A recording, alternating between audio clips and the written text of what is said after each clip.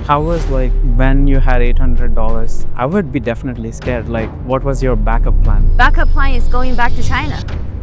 There was no turning back, and at the time, I remember I was only getting paid as a PhD student for $1,400.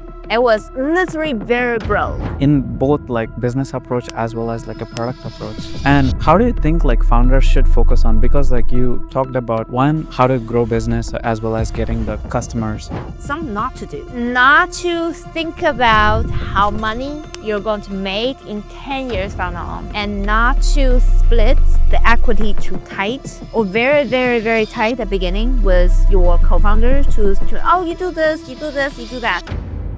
How do you think founders should develop a product like that is a $1 billion product? I will start with 3 steps. Number 1. Hello everyone, this is Revan, Founders Decoded podcast. Today we have Dr. Nancy Lee. We have a very special guest here. Thank you for joining. Thank you for having me, Revan. Thank you very much, Nancy. And she's an award-winning director of product, YouTuber, the host of Product Insider podcast. She has been featured in Forbes. She has finished PhD in 3.5 years in material science from BU. She has been a pillar of product manager community, aspiring 100,000 plus product managers to reach their goals through her company, Product Manager Accelerator. I'm one of her students. Now I'm doing the Founders podcast. So let's dive deeper into Dr. Nancy Lee.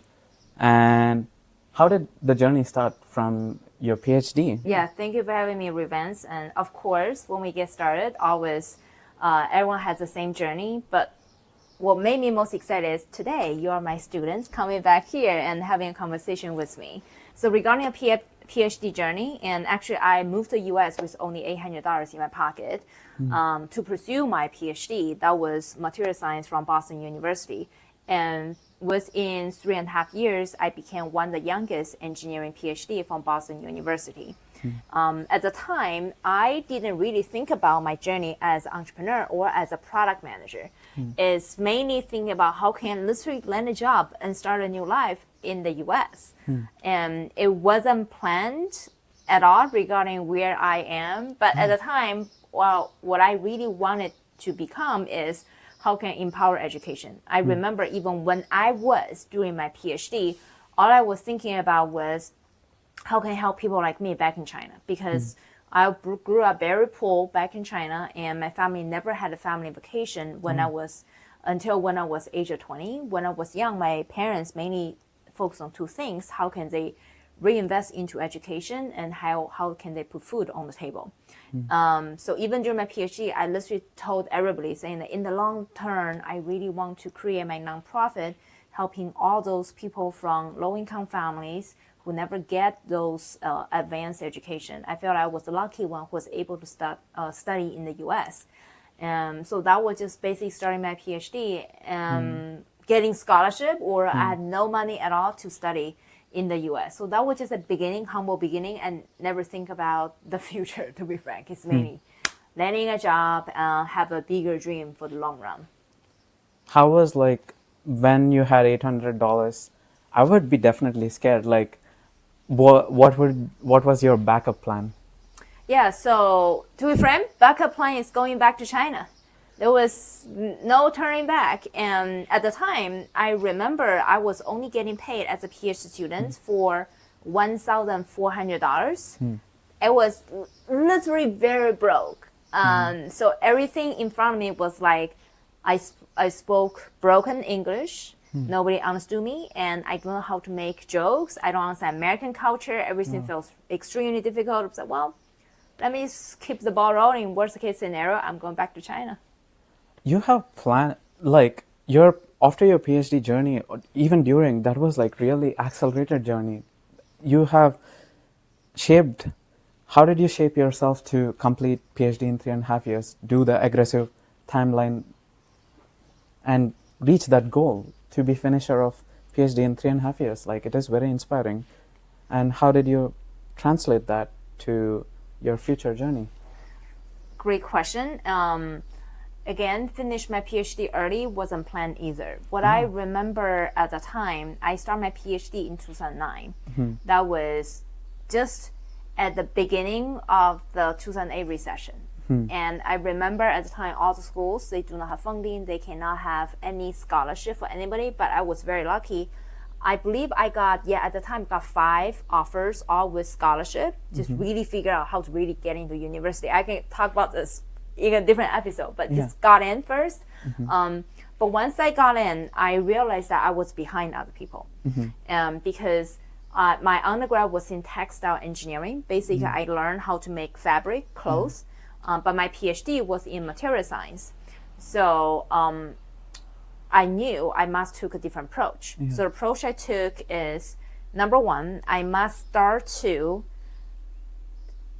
associate myself with someone smarter than me. Which means, because I'm already behind, who is smarter than me? So I went to Boston University at the time. So I decided to cross the river and went to MIT. So I made lots of friends at MIT and also crashed MIT Career Fair. I also landed my very first interview at Apple at MIT Career Fair. So basically leveraging resources from other schools, especially people who are smarter than me, because I believe the saying that you're the average of 5 people around you. The second thing what I did regarding my PhD to accelerate faster, and it's also basically investing in myself, learning everything, learning writing skills, and also all the research skills what it takes to do a PhD, and especially when you start to defend yourself, public speaking when you start to do a PhD thesis for dissertation, you also need to learn the public speaking skills. So basically continuously to improve myself to the next level and figure out how to write more papers. So eventually I wrote eventually I published 14 different papers and then finished in 3.5 years. What was your breakthrough there, like in PhD, like you felt like this is going to be the experiment in material science? The scientific breakthrough, I had 2 breakthroughs. One is personal breakthrough, the other one is scientific breakthrough. So scientific breakthrough is that we studied and innovated the nanometer polymer layer skills. So which means for any Silicon Valley chips, right? All the NVIDIA, everybody, all the chips at NVIDIA, very fancy advanced chips, right? Or even computer chips using our Apple computer or iPad, iPhone. All the semiconductor chips, they need to make it very thin. And when they write the code on top of the chips, it writes on top of a layer of polymer. So the thinner the polymer is, the more information they can write. So make it very nanometer scales. So our thesis is actually figure out the dynamics of the changes of behavior polymers when it's reached to 1 nanometer, 2 nanometers, and 3 nanometers. Because the thinner it gets, the faster moving around as a polymer. And so it's harder for the semiconductor company to write very detailed chips. Code on top of the nanometer scale. So it's basically PhD research, what we did. And you're also telling about personal breakthrough. What is it? The personal breakthrough is quite interesting. So I told you I changed my major. So the first year, I studied really hard, but I consistently only can get in B. It's very difficult. And one day, my PhD advisor went into my lab and saying that, I don't think you have the intelligence to become a PhD. She literally said it to my face. And at the moment, I sat on my chair, I was like, oh my goodness, she just said, I'm dumb. Like, pretty stupid. Did you just insult me? This is crazy. So I just wait on my chair, think about what do I do next. And especially your PhD advisor saying that you don't deserve to become PhD means she's going to fire me tomorrow. And then after she said that, she left the room. I was like, crazy stuff going on. So paused for 10 seconds. Then I just made a sudden decision. I stormed out of the lab and stopped her on the stairs and saying that it's my decision to do a PhD, not yours. I'm going to prove it to myself if I can get a PhD or not. And I only need half a year. It's not going to change overnight. I need half a year. So I'm going to prove it to myself. If I don't even think I'm smart enough to get a PhD, I'm going to quit myself. Not you asking me to quit. Then the rest, it just she was like, okay, give it half a year. And I started really hard using the methodology mentioned earlier, leverage all the resources, hang out with people smarter than me, and really study all different skills. And then that accelerate my growth and actually land a PhD in 3.5 years. Oh, wow. Yeah. That is very inspiring.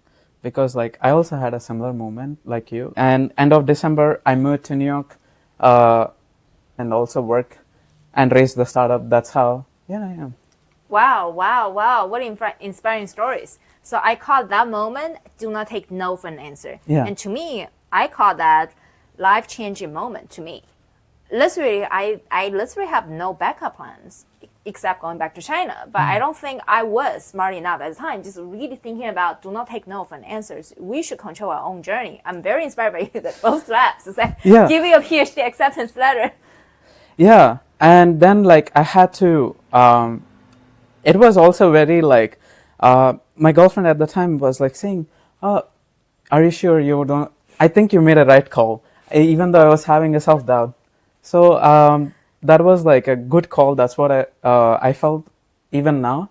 But at the same time, like raising this startup gives me confidence that I could do it. Yeah. Awesome.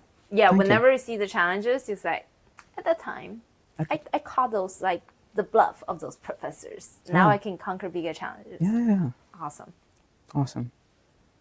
Yeah, that is we had a similar story. Very similar. It's crazy. Maybe professors like to say it. Yeah. To students, I don't know, to push them harder. Maybe that's the strategy. Yeah, I think so. Like they're gonna see how the students are working at the same time. Like in the end, like the professor was kind of inspired because like he did not know that I know about I know less about like experimental quantum computers and physics about it. He initially thought that I was like super expert in quantum computing in experimental physics, and I was like, no, I'm not an expert in quantum physics. Otherwise, I would have been already at your place. And that was like my literal reaction. Wow.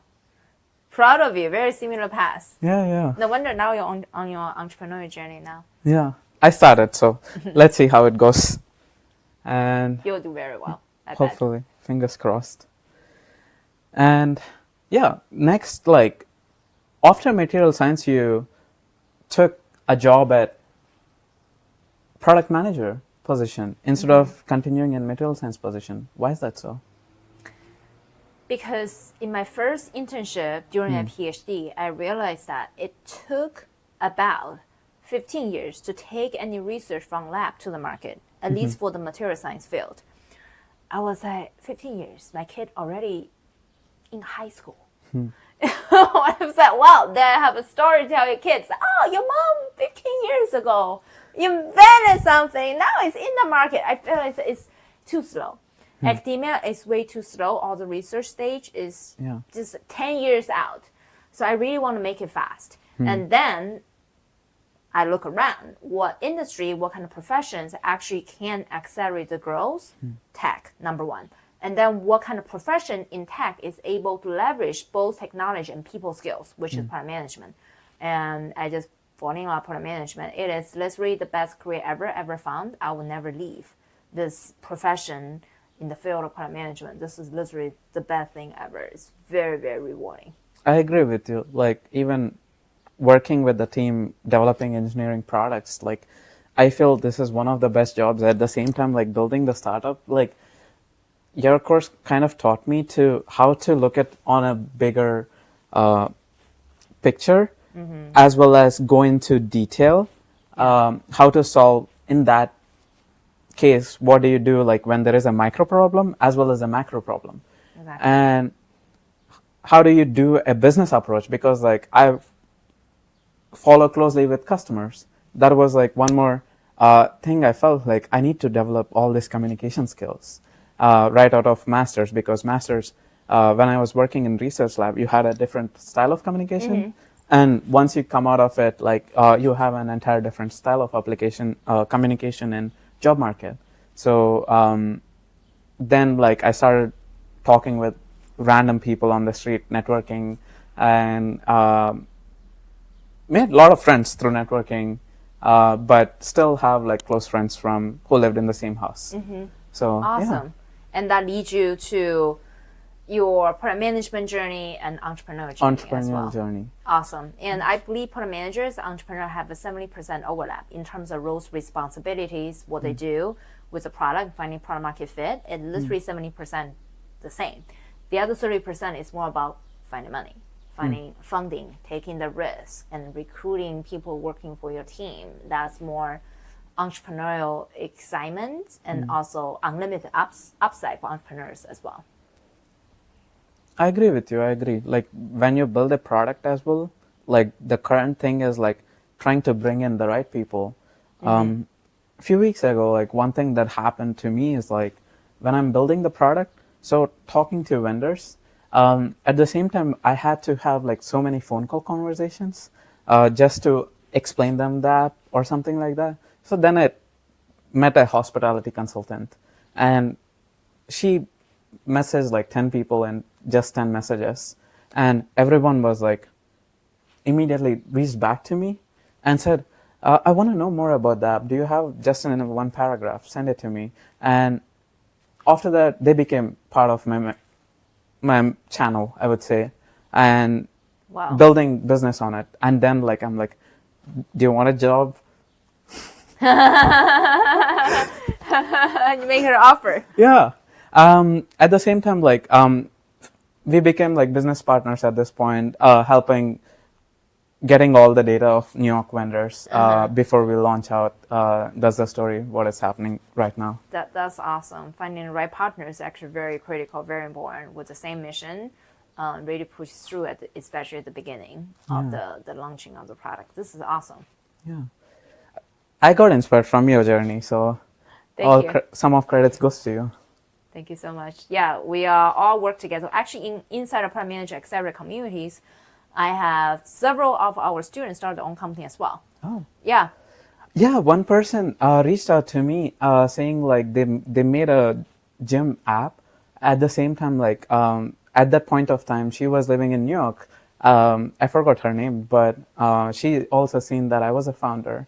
And she messaged me and I was like, I'm building that, blah, blah, blah. And she was like, oh, next time you're in New York, we should meet. And I was like, yeah, sure. And I forgot until this moment. So our students in New York. Yeah. Yeah, they all loop together because when we teach you guys, you need to start with product portfolio, right? So for product portfolio, part of the concept is, let's assume you're CEO of a product. What kind of product would you build? Because it's the same kind of skill set anyway. So as they're building the app, they start to just connect with other people. I think I know who that is. She's doing some like ClassPass competitor. Yeah. App, right? Similar to ClassPass. I think it's her. Yeah, I think it's her too. Awesome. Yeah. And yeah, talking about product though, like when it comes to founders, I also see that you're a Techstars mentor.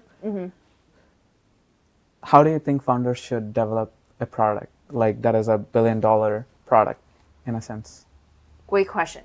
So I will start with 3 steps. Number 1, for all the startup founders, the most important thing is finding product market fit. However, lots of startup founders use the wrong methodology.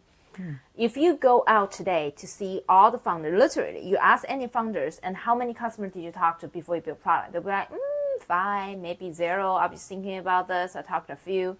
In reality, inside of the Techstars, we encourage all the startup founders to interview 100 customers before they even start building it, because they need to see a pattern. They also need to understand do customers are willing to pay for it or not. So there's a very important trick which I want all the startup founders to do, which is number 1, when you go out to do custom interview, do all the product management accelerator like skills, the template we gave you guys, but ask a very important question. If they said, oh yeah, I love your product, or you're solving the right pain point, you know what, I'm launching my product in 3 months from now on or 6 months from now on. Would you like to put on some deposit to get early access? If I end up not launching it, I send money back to you. If I launch it, you get like 80% discount, whatever, huge for discount. the 1 year. Yeah, for the first year, whatever. So this is really important strategy for all the startup founders to really test out, do people are willing to pay for it or not? Because during the interview, you say, oh, I want, oh yeah, fantastic product. When you really want them to take actions, lots of people step back, and because they have life priorities, other priorities, which means that the urgency is low. Yeah. So therefore, when you really test out, so you're really willing to pay for it, and then even knowing that I'm launching it in 6 months from now on or 3 months from now on, so which really means that they have a high urgency, they're willing to take a risk, and knowing that, well, they're having big 80% discounts, so they own the ride with you, they can provide even more feedback earlier when you're building MVP as well. So literally, this is the best way to really find out product market fit. Number one thing. So number two, for all the customers, for all the startups, when you try to build the $1 million business, what I want to focus on is there is a framework everyone needs to follow. Is when you are building those products from $0 up to $1 million.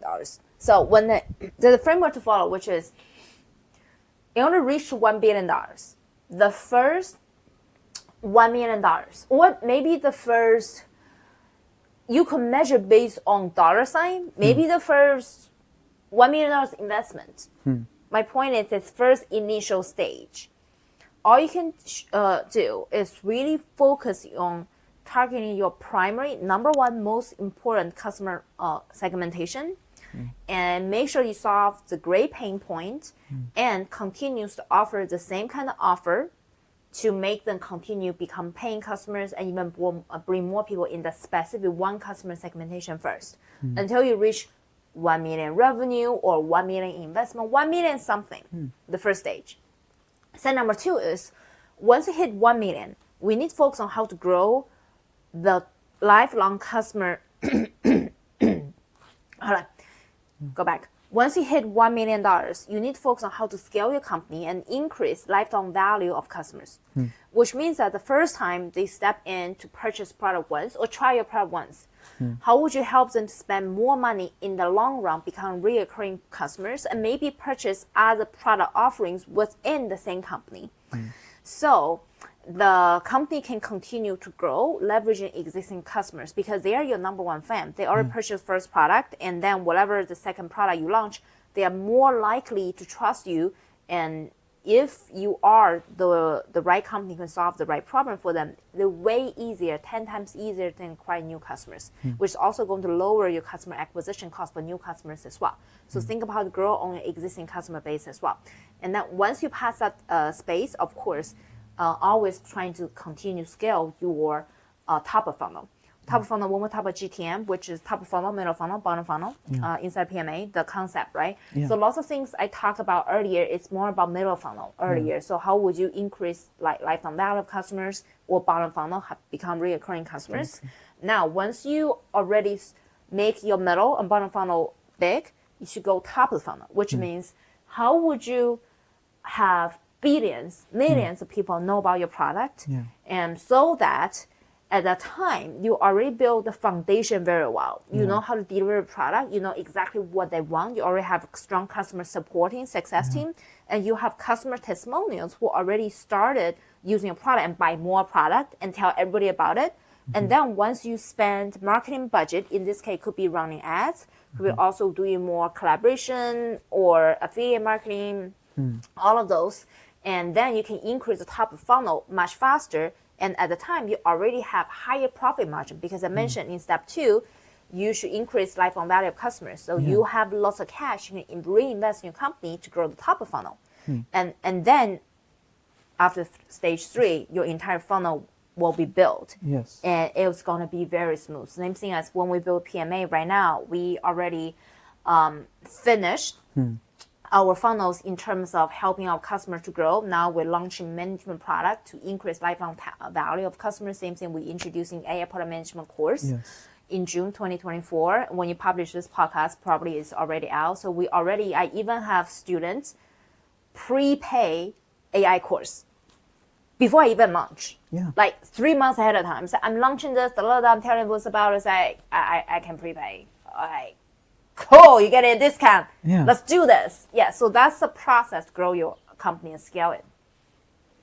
I love that. Like, in both like business approach as well as like a product approach.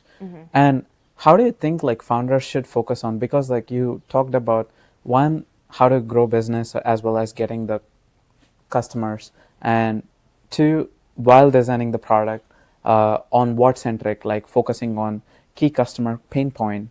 And when you have a team of founder, let's say you're wearing many hats as a startup, so what should they actually focus on from the day one? What is your thoughts on it? Okay, so let me recap your question. Do you mean at the beginning of building product, beginning of building business? Two different things. Or both or anything? Both, I would Okay, say. great, cool. I would say starting from day one, the number one thing is some not to do's. Not to think about how money you're going to make in 10 years from now on, and not to split the equity too tight or very, very, very tight at the beginning with your co-founders to oh, you do this, you do this, you do that. I personally had failed for startup before I start PMA. And all my old startups is based on, hey, how can we all together make money? If your goal is just to make money with a group of people, you defeat the purpose of starting your own company. So therefore, at the day one, I recommend all the founders to focus on what really excites you. What can help you to focus on solving the problem for a group of customers for long run, even if you're not making money, assuming for 10 years or 5 years or for many years. Don't really think that far out, because 94% businesses actually fail in the first few years. Yeah. So most of them fail anyway. So therefore, if you focus on how can you make lots of money in 10 years or billions of dollars, 96% of chance you're going to fail anyway. So therefore, don't think that way. So think about, is this something I want to do in the long run, even if I don't make money? That literally changed my mindset starting PMA. When I start PMA this time and learn from my mistakes, instead of, oh, let's have founders figure out what's your equity, it's too much going on. I'll be like, you know what? If I'm not getting paid, am I still going to do this for the rest of my life? I was like, yeah, I love teaching. I love to sharing through YouTube and different kind of free resources. And I like to coach people on the side. And I do want to bring the nonprofit to China to help kids from middle-income families, teach them entrepreneurship. And this is always my lifelong goal the whole time. So given that's my lifelong goal, why don't I focus on doing something that's really meaningful and think of money later on? Which is everything planned out that time. Just like this, really do something that made myself proud, made my student proud, help them succeed, and then money will follow. So all the startup founders need to focus on serving your customers starting from day one, and that's something you're very passionate about. I agree with you. Like initially, when I started the startup, also not this one, I had another idea just on food boxes, but at the same time for university students. Then I came to know about food regulations, and initially I was like, oh, you type with different universities, you have to follow, you'll get money in no time. And then like out of like me and my friend went on a hike and kept on talking about potluck, and how this app started was like on potluck, and how can we make it better instead of using Google Sheets and all the stuff. But I was like, I need something bigger, like not just potluck. I need clients. I love talking at that point of time. I need bigger. And then I started talking to restaurant owners, venues, and all the stuff, and they were like, I need help. It was like end of COVID, and I need help. And I was like, oh, I know some people. I could get like host an event. Maybe that is helpful for you guys. And at the time, like USC was there, several other labs I know, so they kept on hosting in the same venues. Oh. And this is how you get your first customer. Yeah.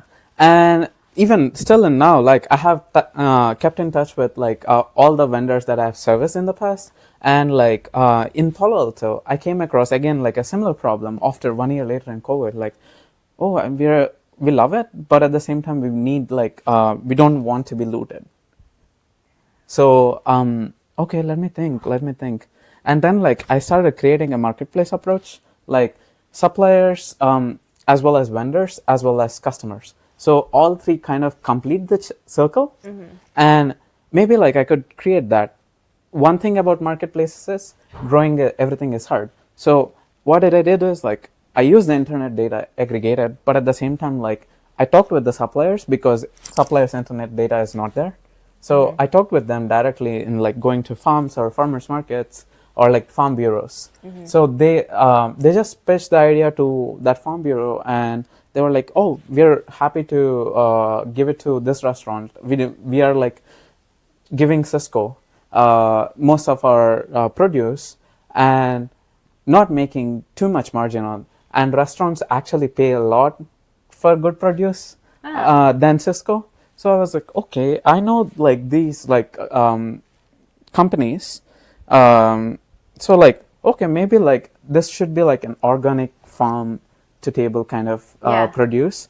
So maybe helping them connect. How do I put everything together? So that's how the startup started. At the same time, like thinking about your approach, like when we met, like I was like figuring out that problem that helped me. And founders do listen to Dr. Nancy's tips. Come to my YouTube channel and learn lots of free product management content for. Come to my YouTube channel and learn lots of free product management content by searching Dr. Nancy Lee, Director of Product. You can find lots of free content over there. And also we have Product Insider podcast, and actually I bring lots of tech leaders such as the VP of Product from Google and like Senior Director of Product from Google and all those amazing companies sharing how they start the companies and also scale the company and into those large companies. And lots of people on my podcast, actually, they were startup founders before, and the company was bought by Google, and then grew with Google together. So they have seen small and large scale of growth as well. Yeah, that was good, like advice. That was really great advice for founders.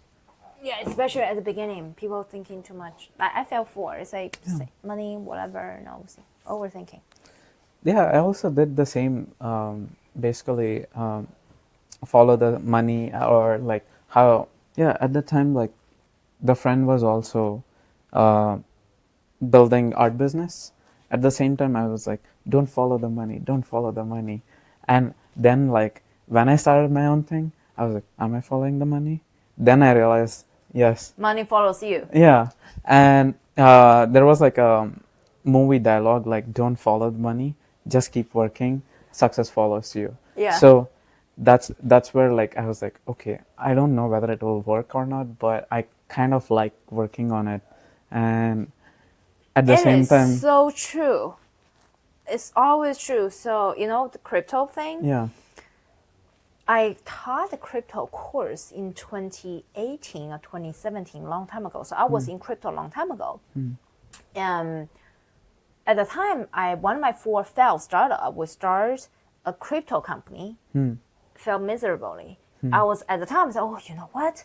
I can just make lots of money with crypto. You know, lots of people make lots of money in crypto. Yeah. Like also like crazy success story. People doing ICO, initial coin offerings at the very, very beginning.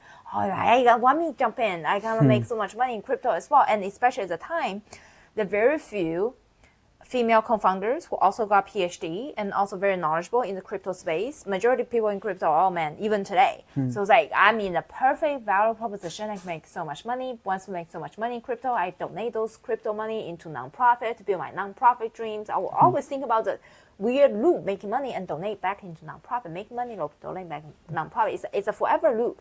And so that one is never succeed because whenever I saw challenges, building any company is challenging, even for crypto company at the time. I would just quit, or I would just delay the process solving the problem, because my goal is actually thinking about the nonprofit, make money from crypto and give back to nonprofit. The goal is not never making a crypto company successful. It's about let me make money, putting back in. It's like forever loop. So after, and of course, unsuccessful, and now I joined a crypto VC firm that we are helping crypto company in different ways, which is more in alignment with my own mission, related to helping startup to grow and giving free, like entrepreneur, giving free entrepreneurial and product management education to people who are from low-income families, which is more closer to my dream, and everything just flows naturally. Yeah. When you follow the dream, like everything flows naturally. That's what I felt like compared to when you go after money. So like this is one more example I would give. Follow your dream. Like my dad also built like multiple industries back in India, and his goal was like just to feed people in the community. So like they have currently 100 plus workers working with them, employees working with them, and they take care of like all the employees whatever they need, at the same time like pay good salaries according to Indian standards. And like the key takeaway is like follow your dream. That's all. Yeah, money will follow, success will follow. Yeah. What kept on inspiring you though? Like, what was your motivation, like, behind it, or like what kept on inspiring you throughout your journey, like while doing PhD, building your PMA accelerator company? So interestingly enough, actually two things that motivates me. Number one is personal growth, and second is literally, as I mentioned, the nonprofit dreams. I am not sure if you felt something in your heart before. When you talk about something, you will literally cry. Your heart goes the direction. When I talk about how I grew up, the people I saw who I grew up together, who actually came from very poor background, my heart melts. Literally, there's a lot of unfair things, at least in China. If you didn't come from the family with lots of money or privileges, it's extremely difficult for you to break the glass ceilings. So it's always great motivation for me to solve problems for them. Like something I like to tell you, I think lots of people didn't know this. For example, when I grew up, we never had money. There was one instance after I moved to the US. My mom told me this. One of our friend, she came from a little bit better than our family, like richer family, put it this way, with better perspective. He went to university. He didn't study in the US, so because his family was doing well, so everything was paved out. And then one day he landed his job after university. The first day he checked in to his new job, his boss was like, "Oh, you, Jeremy? Oh, it's the first day. Oh, come in." And the guy was like, "My name is Lynn, not Jeremy." I changed the name already. So basically, his boss calling someone else's name. You know why? Because the Jeremy guy, let's say original guy is Jeremy, this guy is Lynn, the rich guy is Lynn, okay? So Jeremy was a poor guy. He never came from money. His job application material was swapped out by the rich guy's family. So the poor guy, Jeremy, he landed a job through hard work. But because rich family has money, and then they just swapped out the name, swap out profile, swap out everything. Can you imagine how it's going to impact this poor Jeremy's life? This is not a surprise to me because I've seen something similar all the time when I grew up, because I hang out with those Jeremy, and I was one of those people before. We never had money, and all those opportunities is that it can be taken by bad policy, by bad environment, many things, just like lots of unfair. It's not you study hard, it can work out. No, lots of time, even if you study hard, just because you're poor, opportunities were just taken away from you. This is like heartbroken for me. So this is one of the examples. It's crazy, and it's like this, you can just swap out those opportunities for other people, and taking other people's job, taking everything. So to me, it's always motivation. So I was one of those 1 million Dr. Nancy, little Nancy, 1 million little Dr. Nancy's out there who was able to speak in front of all of you guys who can share your knowledge. But majority of the millions of little Nancy's never got opportunity to break the glass ceiling. I got very lucky, So therefore, it's always my mission to really bring those resources to people who came from very poor background, never heard of those entrepreneurship, or even heard of this, feel like, oh, the opportunity will be taken by rich people anyway. It's lots of bizarre and unfair things happen out there. So to me, it's always how can I continue to grow my nonprofit? I need to give greater goods to people. So it motivates me to start rounds of nonprofit and companies, even giving lots of free content on YouTube. And our YouTube content, you watch it yourself, right? It is way better than even other people's paid courses. Yeah, no, I agree with you. Yeah, we even do free resume review every Monday, 11 p.m. EST. I literally have 11 a.m. EST. I literally have some people from India at the time. At 11 a.m. EST is like your I don't know what time. 11 a.m. is around like 9 p.m. Yeah, around 9 p.m. I have people even join from India, from Africa, different places to take free education from me, right? I just feel so empowered, even if not everyone can afford the good training from PMA. I feel like there's a greater purpose that I can do to the society. Now, another part is growth, which is more personal reason.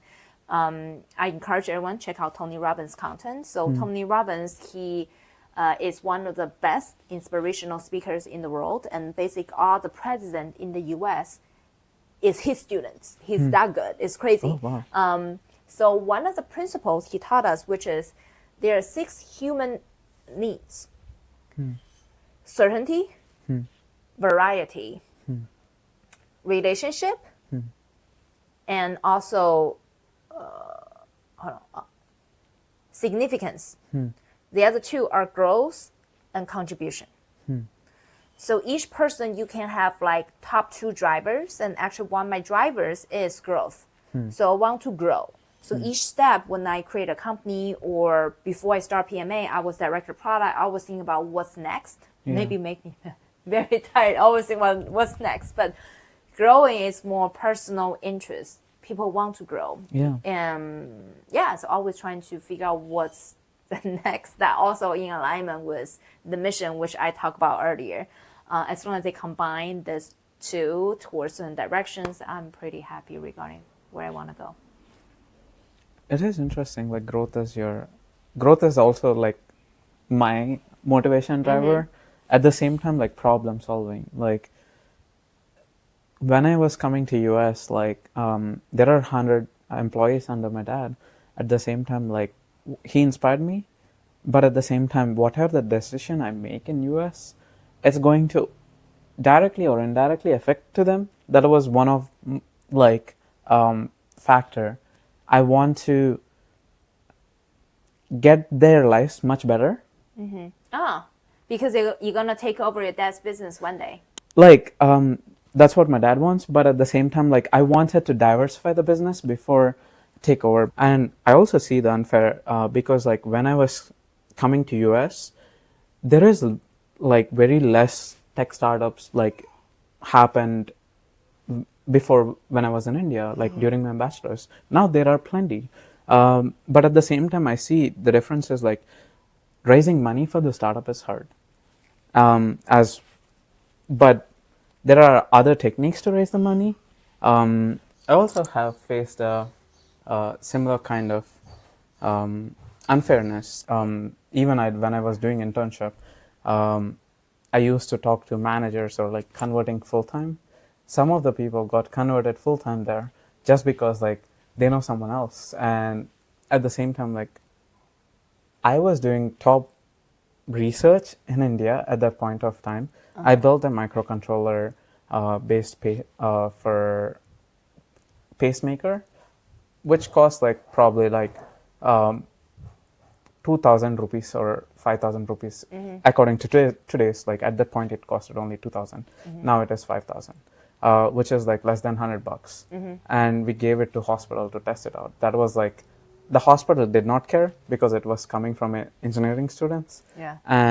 But at the same time, the initiative, like someone also did different project, but they know some chief minister or son, like of I don't know how he did the project, grandson, I would say, or like friend of something. So like those like level of referrals like get through, like the son of like huge businessman leader or son of like all these things. So, Yeah. So Yeah. let me show the reason I laughed earlier was Yeah. my dad did the same thing. You know why I went to fashion design school in China, studied textile engineering? Because my dad wanted to go there. It's crazy, exact the same path. It's like I followed my dad's footstep, and then I was like, you know, I need to define my own future. That's why I came to the U.S. Is parenting just want to plan, parents just want to plan everything for the children, but children always rebel Yeah. and create their own version. Yeah, but the example I told you earlier, it's more than networking advantage. It's more they want to hire someone else, Yeah. and the other it's a shell. They thought was you, revenge the whole time, even Yeah. through networking, and then someone else show up to work Yeah. through different name. Is totally different persona, different entities, like crazy, all the stuff going on. But my dad like was like, how do you say, one of the best dads around.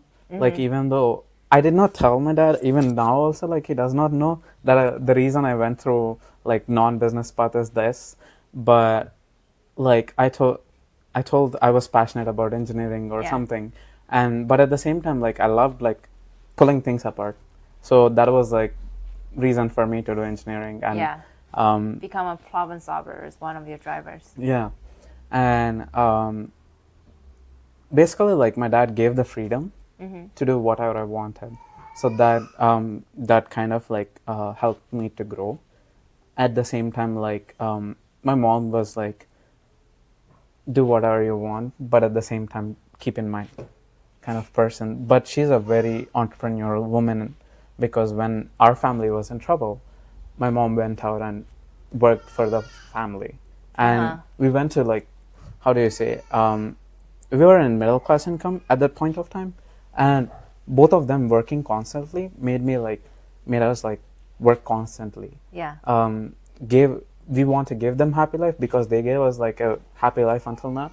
So at the same time, like all the other driving factors, like, oh, this is not, we don't want this to fall apart. We don't want, because like when it is a manufacturing industry, you have to not only adapt with technology, at the same time, you have clear competitors who are giving margin, or sometimes like they import cheaper product. Yeah. And that kills the competition basically. Like most of the businesses in India went through preferring better price over quality, because like government had high interest on SMBs. So that's a bigger issue there. So coming back, a lot needs to be changed back there as well. I'm slowly working on it. Hopefully we'll achieve our goals on. Yes. Yes. Create our own path. Yes. Awesome. And finally, what is the final message on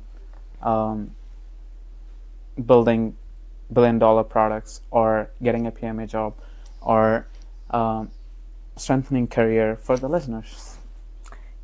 Great question. So number one, everybody must start trying, because taking actions is the number one most important thing that remove confusions. Because you might be thinking, do I want to become entrepreneur? Do I want to become product manager? What kind of industry should I try? Should I follow my passion? Taking actions now, whatever you think you have in your mind, spend one weekend, think of pros and cons, different things, and then immediately take action. Because in the process, taking actions, you already have half the problem, half the answers ready. And second is that everybody needs to start have entrepreneurial thinking and also product management thinking. As I said, entrepreneur and product manager, 70% overlap. If you think as if you're somebody who's solving problem for customers and actually finding out product market fit and follow your passion, you are the best entrepreneurs out there, and also going to be the most successful product managers out there, and eventually success will follow you. I agree with Dr. Nancy Leon. Her lessons are very valuable, and I would personally thank you for having today's conversation. At the same time, follow your tips constantly from your YouTube channel as well as from your course, because I'm still a member, glad to be. And anyone interested, do reach out to her. She's very helpful. Yeah. Thank you very much. My pleasure, and thank you for having me on your show.